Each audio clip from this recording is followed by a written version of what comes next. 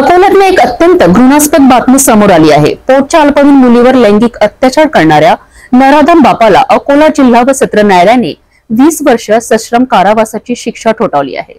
Murtijapur police स्टेशनच्या हद्दीतील ही घटना असून आरोपीने आपल्याच अल्पवयीन मुलीवर बलात्कार केला होता।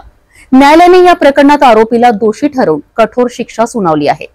अकोल्यातील जिल्हा व सत्र न्यायालयाने पोटच्या अल्पवयीन मुलीवर अत्याचार करणाऱ्या नराधम बापाला 20 वर्ष सश्रम कारावासाची शिक्षा ठोठावली आहे। मूर्तिजापूर पोलीस स्टेशनच्या हद्दीत ही धक्कादायक घटना घडली आहे। आरोपी आणि पीडित मुलीची आई यांच्यात वाद असल्याने पीडित मुलगी आई व भावंडांसोबत वेगळ्या गावी राहत होती।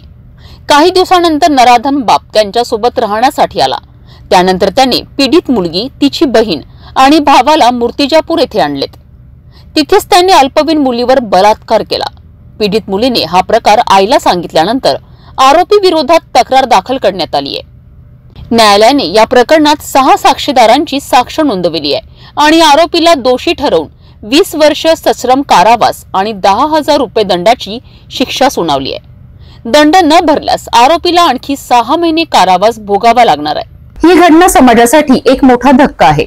पालकांनी आपल्या मुलांची काळजी घेणे आणि त्यांना सुरक्षित वातावरण देणे अत्यंत आवश्यक आहे। अशा घटना पुन्हा घडू नयेत याकरिता समाजाने एकत्र येऊन प्रयत्न करणे गरजेचे आहे।